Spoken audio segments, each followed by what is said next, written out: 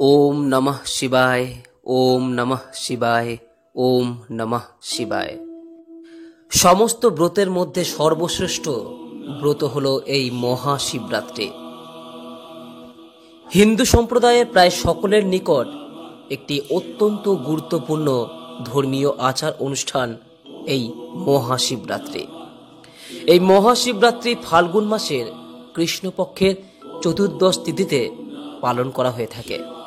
মহাশিবরাত্রি হল হিন্দু ধর্মের সর্বোচ্চ আরাধ্য দেবাদিদেব মহাদেব শিবের মহারাত্রি।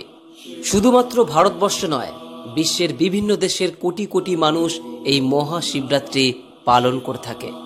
আর আপনি যদি ভেবে থাকেন যে এই শিবরাত্রি পালন কেবলমাত্র মহিলারা করে থাকেন, তাহলে আপনি ভুল ভাবছেন।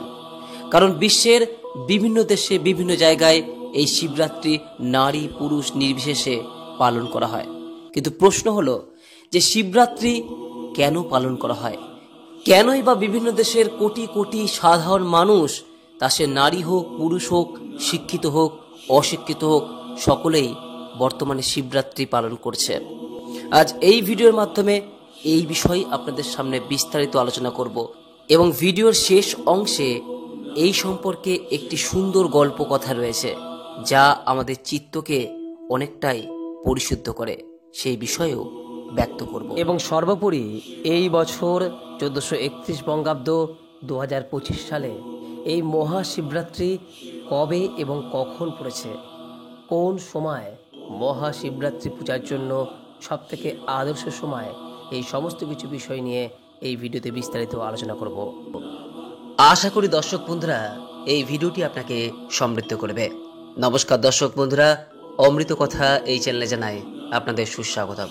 ভারতীয় দর্শন, শাস্ত্র এবং বিভিন্ন দেবদেবীর পূজা অর্চনা পদ্ধতি এই চ্যানেলের মূল আলোচনার বিষয়বস্তু। চলুন এবার বিস্তারিত আলোচনায় প্রবেশ করা যাক। বন্ধুরা, সবার প্রথমে আপনাদের জানায় যে এই বছর 1431 বঙ্গাব্দ 2025 সালে এই মহাশিবরাত্রি কবে এবং কখন পড়েছে। এই বছর এই মহাশিবরাত্রি তিথি থাকছে মূলত দুদিন, অর্থাৎ আগামী 26শে ফেব্রুয়ারি 13ই ফাল্গুন বুধবার এবং পরের দিন 27শে ফেব্রুয়ারি 14ই ফাল্গুন বৃহস্পতিবার। শিবরাত্রি মূলত পালন করা হয় চতুর্দশী তিথিতে, আর এই চতুর্দশী তিথি শুরু হচ্ছে 26শে ফেব্রুয়ারি 13ই ফাল্গুন সকাল 9:42 থেকে, যা থাকছে পরের দিন 27শে ফেব্রুয়ারি 14ই ফাল্গুন সকাল 8:31 পর্যন্ত। সেই কারণে এই বছরের শিবরাত্রি বুধ এবং বৃহস্পতিবার মূলত এই দুই দিনকেই ধরা হচ্ছে। তবে শিবরাত্রির যে প্রধান পূজা, যাকে আমরা নিশীথ পূজা বলে থাকি, তা মূলত রাত্রিকালে সম্পন্ন হয়। তাই এই বছরের মহাশিবরাত্রির প্রধান দিন হিসেবে গণ্য আগামী 26শে ফেব্রুয়ারি 13ই ফাল্গুন বুধবার দিন। মহাশিবরাত্রি যদি এই বছর পালন করতে চান, বাবার পূজা দিতে চান, তাহলে বুধবার দিনটি সবথেকে এই বছরের জন্য আদর্শ দিন।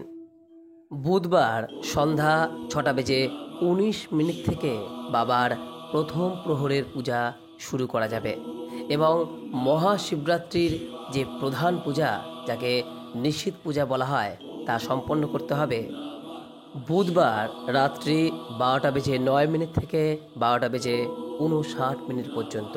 যদিও ইংরেজি ক্যালেন্ডার অনুযায়ী এই সময়ে বৃহস্পতিবার পড়ে গেছে, কারণ ইংরেজি ক্যালেন্ডার অনুযায়ী রাত্রি 12টার পর থেকে দিন শুরু হয়, আর বাংলা তথা হিন্দু পঞ্চাঙ্গ অনুসারে দিন শুরু হয় সূর্য উদয়ের পর। তাই এই সময়কালটি হিন্দু পঞ্চাঙ্গ এবং বাংলা পঞ্জিকা অনুসারে বুধবার দিনের মধ্যে পড়ছে। আশা করি বিষয়টি বোধগম্য হয়েছে। তাই শিবরাত্রি যদি এবছর পালন করতে চান, তাহলে বুধবার দিন সম্পন্ন করুন এবং বুধবার দিন উপবাস রাখুন। যদি কোনো কারণে তা না পারেন, তাহলে গোস্বামী মতে অবশ্য বৃহস্পতিবার দিনও চতুর্দশী তিথি ছাড়ার পূর্বেও আপনি শিবরাত্রির পূজা সম্পন্ন করতে পারেন, অর্থাৎ বৃহস্পতিবার সকাল 8:31 পূর্বেও শিবরাত্রির পূজা করা যাবে। বিষয়টি এবার সম্পূর্ণ আপনার উপর নির্ভর করছে। তবে শিবরাত্রির পূজা যেহেতু রাত্রিকালীন পূজা, তাই রাতের বেলা পূজা করাই সর্বোত্তম। এইবার দর্শক বন্ধুরা আপনাদের জানাবো যে কেন আপামর দেশবাসী এই মহাশিবরাত্রি পালন করে থাকেন, এবং শুধু ভারতবর্ষ নয়, পৃথিবীর সর্বত্রই এই মহাশিবরাত্রি কেন পালন করা হয়। কারণ আপনি যদি এই মহাশিবরাত্রি পালন করতে চান, তাহলে সবার প্রথমে এই বিষয়টি আগে জানা প্রয়োজন। তা না হলে শিবরাত্রি পালনের কোনোরূপ কোনো অর্থ হয় না। বন্ধুরা, মহাশিবরাত্রি হলো এমন একটি দিন যে দিনে ভারতবর্ষের 12টি জ্যোতির্লিঙ্গে পূজা হয়। এ প্রসঙ্গে বলে রাখা প্রয়োজন, জ্যোতির্লিঙ্গ বলতে বোঝায় জাগ্রত শিব মন্দির। শিব কথার অর্থ হলো কল্যাণকারী, শিবলিঙ্গ অর্থাৎ কল্যাণকারী চিহ্ন। বৈদিক মন্ত্রে শিবই হলেন জগতের ঈশ্বর। পৌরাণিক তন্ত্রে তিনি ঈশান নামে পরিচিত। তিনি জগৎ পিতা এবং জগৎপতি। দেবাদিদেব মহাদেব তিনি সর্বশক্তিমান জ্ঞানের সাগর, পরম পবিত্র সুখ শান্তির সাগর। তাই শিবের আরাধনার দ্বারা সমস্ত পাপ থেকে মুক্তি লাভ সম্ভব। আর মহাশিবরাত্রি সেই সন্ধিক্ষণ বা মাহেন্দ্রক্ষণ, যখন নিষ্ঠা ও ভক্তির দ্বারা মহাদেবের আরাধনার ফলে মোক্ষ লাভ সম্ভব। মনের ভেতরে সমস্ত অন্ধকার এবং অজ্ঞতা দূর করার জন্য এই মহাশিবরাত্রির ব্রত পালন করা হয়। কিন্তু সবথেকে বড় প্রশ্ন হলো যে এই দিন এতটা গুরুত্বপূর্ণ কেন? এর পেছনে যে কারণ রয়েছে, হিন্দু পুরাণ তথা শিব পুরাণ অনুসারে এই রাত্রেই মহাদেব বা শিব তিনি সৃষ্টি, স্থিতি ও প্রলয়ের মহা তাণ্ডব নৃত্য করেছিলেন। আর মহাদেবের এই নৃত্যে ভয়ঙ্কর প্রলয় সৃষ্টি হয়েছিল। মহাদেবের এই প্রলয় নৃত্য বন্ধ করার উদ্দেশ্যেই, মহাদেবকে তুষ্ট করতেই এই মহাশিবরাত্রি পালন করা হয়ে থাকে। আবার এই রাত্রেই শিব এবং পার্বতীর বিবাহ সম্পন্ন হয়েছিল। সুতরাং এর নিগুড় অর্থ হল শিব ও শক্তি তথা পুরুষ এবং আদি শক্তি বা পরা প্রকৃতির মিলন ঘটেছিল এই মহাশিবরাত্রির সন্ধিক্ষণে। এবং সব থেকে যেটা বেশি গুরুত্বপূর্ণ তা হলো আমরা দেবাদিদেব মহাদেবকে লিঙ্গ হিসেবে পূজা করি, অর্থাৎ শিবলিঙ্গ হিসেবে আমরা যে পূজা করি, এই মহাশিবরাত্রিতেই শিব তার প্রতীক এই যে শিবলিঙ্গ রূপে প্রকাশিত হয়েছিলেন। এবং এই শিবলিঙ্গ রূপে প্রকাশিত হয়ে সমস্ত জীবের পাপ নাশ ও মুক্তির পথ দেখিয়েছিলেন তিনি। অর্থাৎ এই মহাশিবরাত্রির সন্ধিক্ষণে একদিকে যেমন প্রলয় সৃষ্টি করে পূর্বে সমস্ত কিছু ধ্বংস করেছিলেন তিনি, ঠিক তেমনি নতুন করে জীবনের সৃষ্টি করেছিলেন তিনি। যে কারণে এই দিনটি অত্যন্ত গুরুত্বপূর্ণ আমাদের শাস্ত্রে বারবারই বর্ণিত রয়েছে। তাই এই দিনটি অত্যন্ত একটি পবিত্র দিন।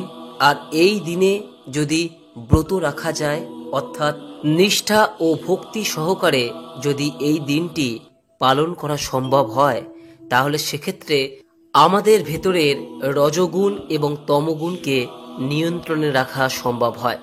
এ প্রসঙ্গে বলি, আপনারা নিশ্চয়ই জানেন যে প্রত্যেকটি মানুষের মধ্যেই 3 ধরনের গুণ রয়েছে: সত্যগুণ, রজগুণ এবং তমগুণ। এই 3 ধরনের গুণের মধ্যে শ্রেষ্ঠ গুণ হলো সত্যগুণ। আর রজগুণ এবং তমগুণ এটা মানুষকে আধ্যাত্মিক পথ থেকে অনেকটাই দূরে সরিয়ে নেয়। এই মহাশিবরাত্রি পালনের মধ্য দিয়ে এই রজগুণ এবং তমগুণকে নিয়ন্ত্রণ করা সম্ভবপর হয়। যখন একজন পুণ্যার্থী সারাদিন ভগবান শিবের চরণতলে বসে তার নাম গান করে কাটান, তখন তার মন থেকে সমস্ত রাগ, হিংসা, বিদ্বেষ, পাপ মুছে গিয়ে মন সুন্দর, নির্মল হয়ে ওঠে। আর যখন সারা রাত শিবের পূজা অর্চনা করে তিনি কাটান, তখন তমগুণের সমস্ত খারাপ প্রভাবকে জয় করতে সক্ষম হন তিনি। এদিন উপবাস অত্যন্ত পবিত্র হিসেবেই গণ্য হয়। এমনকি অশ্বমেধ যজ্ঞ করলে যে পুণ্য অর্জন সম্ভব হয়, ভক্তি এবং নিষ্ঠার সঙ্গে শিবরাত্রির ব্রত পালন করলে তার থেকে বেশি পুণ্য অর্জন সম্ভব হয় বলেই সম্পূর্ণরূপে মনে করা হয়। আর এ বিষয়ে একটি সুন্দর কাহিনীও রয়েছে, যা শিব পুরাণে উল্লেখ করা রয়েছে। ত্রেতা যুগে কোনো এক নগরে ভিল্ল নামে এক ব্যাদ বাস করতেন। স্বভাবে সে ছিল অত্যন্ত নিষ্ঠুর এবং ধৈর্যপরায়ণ। তার কাজ ছিল বনের হরিণ হত্যা করে তার মাংস বিক্রি করা। কখনো কখনো সে অকারণে হরিণ বধ করত এবং তার ফলে জীবনে সে প্রচুর পাপ জমা করেছিল। এইরকমই একদিন শিকারে বেরিয়ে তার খুব দেরি হওয়ার ফলে সে জঙ্গলে পথ হারিয়ে রাতে হিংস্র জন্তুর ভয়ে এক গাছের ওপর আশ্রয় নেয়। কোনো শিকার না পেয়ে সে হতাশ হয়ে গাছ থেকে একটা পাতা ছিঁড়ে নিচে ফেলতে থাকে।